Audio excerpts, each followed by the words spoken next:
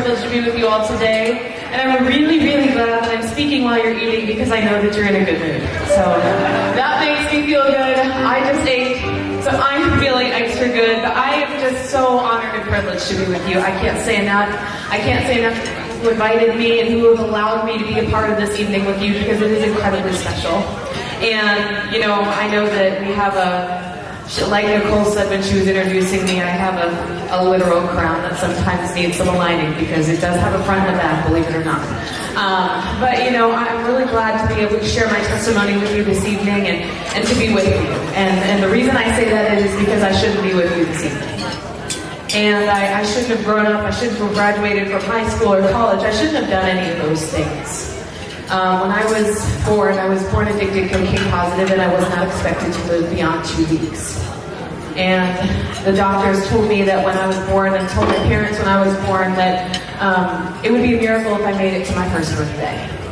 And if I did make it to my first birthday, I would have an array of health and mental and physical complications that would follow me into my adulthood. And so it is my honor and my privilege to stand before you almost 25 years later with my legacy. And I don't say any of that to bring glory to me, or was it anything special that I did, or was it anything special that my parents did, or it was God. Yeah. And, you know, I think to myself, I wouldn't be here today. I was actually in an assembly yesterday at a middle school. And somebody asked me a question. We had a little bit of a question and answer time. And somebody asked me, they were like, what's it like to feel important? And I laughed at that question because I don't feel important. I have a shiny hat and I have a sash with a few Swarovski crystals on them that would tell you that I'm important or would make me look important. But in reality, I'm no different than any of you. I'm not on this invisible pedestal that makes me look down on you and say, I'm better. I'm not better. I just happen to be an average person that God called to an extraordinary job opportunity this year, and I've had the privilege of traveling almost 30,000 miles across the state of Pennsylvania to discuss foster care and adoption, and that's my background. I was adopted at 2.5 years old, and I have 3 older brothers that are 19 and 21 years older than I am, so it kind of feels like being an only child, and I'm not complaining about that. But, you know, when my siblings were taken, they were fostered between the ages of 8 and 13, and they came from varying backgrounds, and I'm definitely the most fortunate one of them all. I was adopted at 2.5, and the only photos that I've ever seen of my parents are mugshots. My mom was murdered in Homewood when I was in 8th grade, and heard on the news my dad was driving home from work, and he called my mom and he said, "Did you hear the news?" And she said, "No." And she said, that's Tiffany's biological mother. And so that was the first time I'd ever seen her. I had no idea what I looked like up until that time. And there was another point in time a few years later where I happened to be sitting in my living room watching the news, and my biological dad's mugshot popped onto the news for a very short time. And that's the only context that I have of what I look like. And my siblings, they have a very different story. I have an older brother that still lives at home with us. He has severe autism and intellectual disability. I have another brother that struggled heavily with substance abuse and addiction that has come out of that. And I had another brother who was prostituted from the time he was an infant and ended up dying from a rare form of cancer that was contracted because of the sexual abuse. And so having to grow up around that, having to live around that, you know, you would think that, like, it's hard. It is really hard, but it's given me such a unique perspective on life as well. I also stand before you here as, you know, a minority woman, an African-American woman, and we just got done celebrating Black History Month, and my family is a mixed family. Both of my parents are white, and I have one African-American brother, and that has created interesting complications of its own. Most people look at us and would say that you don't belong together. And I would say, well, love knows no color. Love knows no boundary. Jesus doesn't love us more because of the amount of melanin that we have or don't have.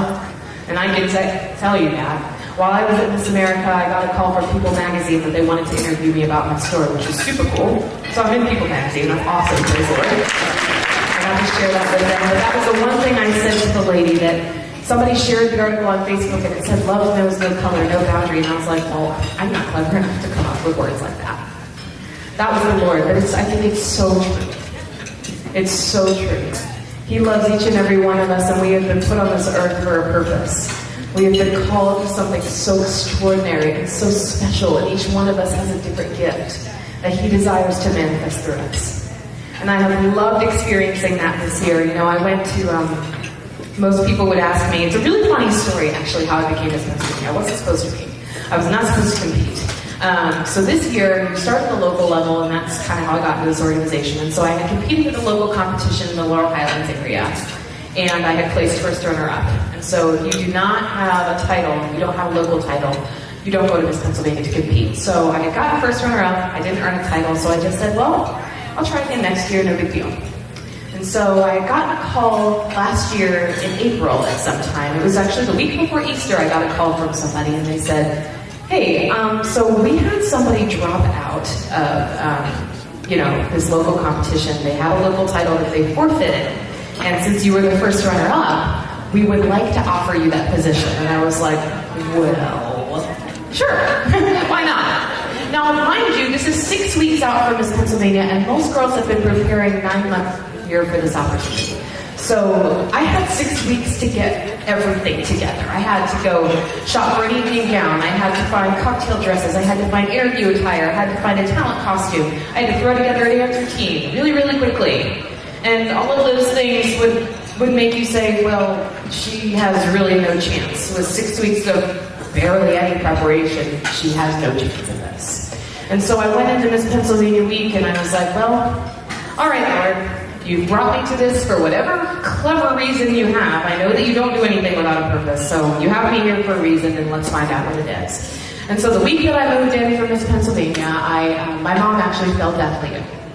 And she needed an emergency surgery really, really fast. She had been throwing up blood for a couple of days, and so the same day that I moved in for Miss Pennsylvania, my dad had gotten her a motel room so that she could lay down, and he left to help me move my things in. And he found her unresponsive, laying in a pool of her own blood when he got back to the hotel room after moving in. So I was at the hotel getting ready to gear up for a really fun week at Miss Pennsylvania, and my mom was also dying. And so, going through that experience without my mom, when I won Miss Pennsylvania, I didn't have any of my family in the audience because they were dealing with my mom. She had to undergo an emergency endoscopy surgery while I was competing.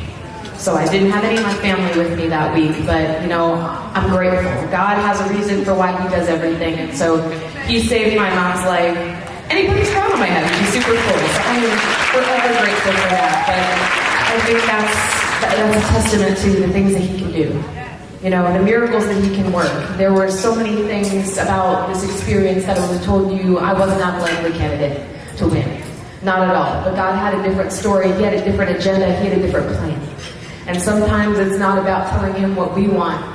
It's about what He wants and just doing it and just being obedient, not talking back. Because He's going to use you in whatever way He sees fit. He's going to use you in whatever way that He sees to be the best plan and what's going to impact the most people. And that's what His plan is for you. But we have to be obedient. We have to want to be used by Him. And sometimes that means pushing ourselves and our desires and our wants aside. And saying, okay, Lord, I want you. And so that's what I did. And so I am grateful to be with you. I am grateful to have shared this story with you today. Thank you so much for letting me share my evening with you. It's been a pleasure. Thank you for having me. I appreciate it so much.